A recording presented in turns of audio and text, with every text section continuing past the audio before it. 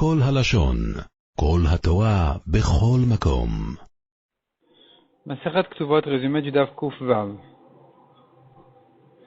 La Gemara continue à raconter des histoires sur les jugements des Amoraïm, combien ils faisaient attention a priori de ne pas s'approcher de tout ce qui a une odeur de shochad. Donc la Gemara raconte ici toute une histoire sur Rav Hanan, qui est arrivé chez lui un homme et lui a offert un panier de petits poissons. Et Rav Hanan lui demande: mais qu'est-ce que tu veux? D'où tu viens? Qu'est-ce que tu fais?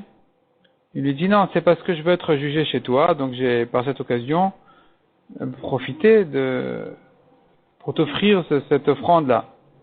Il lui dit: sache que je ne peux plus te juger. Et il a donc refusé aussi de recevoir ces petits poissons.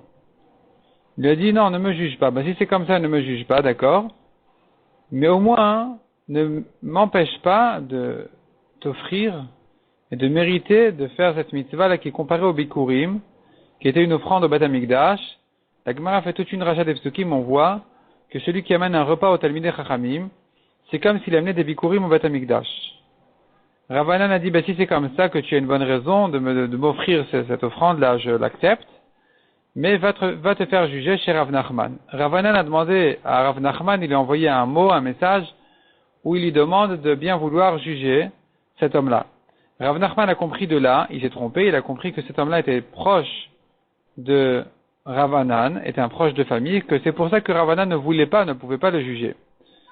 Et donc, à cause de ça, Rav Nachman a donné priorité à ce jugement-là pour le kavod de Rav Hanan, et en voyant ça, celui qui était en din Torah en face de cet homme-là n'a plus osé parler parce qu'il a vu combien de kavod on donnait à celui qui était contre lui.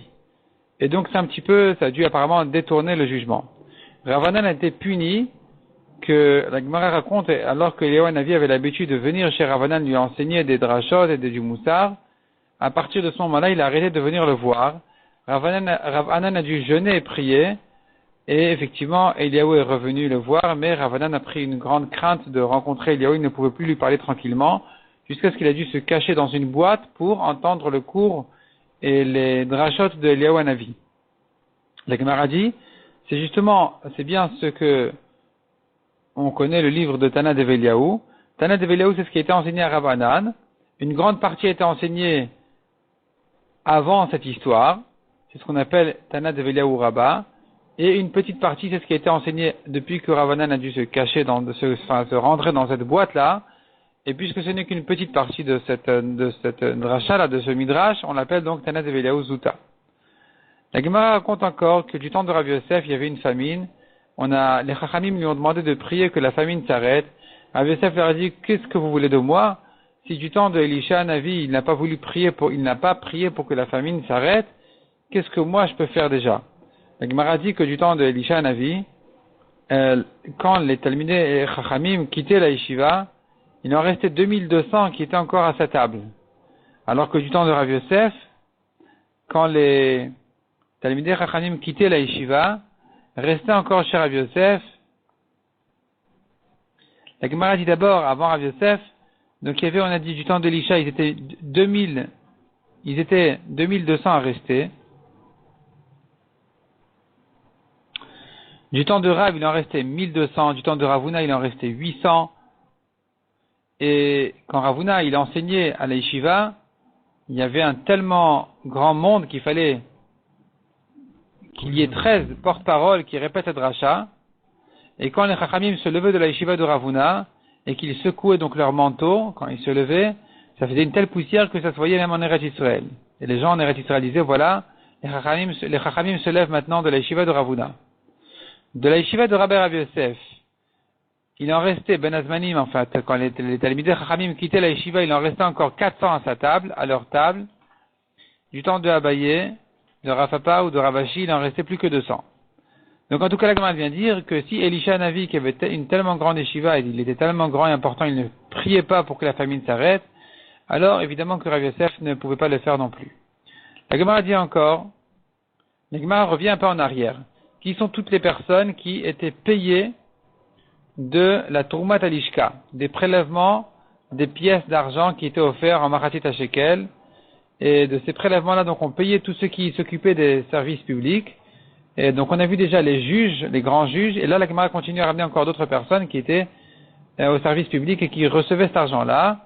Comme par exemple ceux qui vérifiaient les défauts des korbanot, ceux qui enseignaient les halachot de shrita ou de kmitza aux kohanim, ceux qui corrigeaient les livres à Yerushalayim, eux aussi étaient payés donc de cette Troumat Alishka. Les femmes qui faisaient les rideaux du Beth Amikdash, en général, en principe, les rideaux étaient payés de la Troumat Alishka, sauf certains rideaux qui étaient à la place d'une construction d'un mur, donc ça c'était payé plutôt du Bedek Habayit, qui était en fait les fonds des constructions du Beth Amikdash. La Gemara dit encore, les femmes qui allaient s'isoler avec leurs enfants, elles allaient accoucher dans un endroit qui était spécialement isolé de toute Touma, elles faisaient grandir leurs enfants là-bas pour qu'ils puissent ensuite s'occuper de la vache rousse, elles aussi, elles étaient prises en charge par la Troumat Alishka. La Gemara dit encore,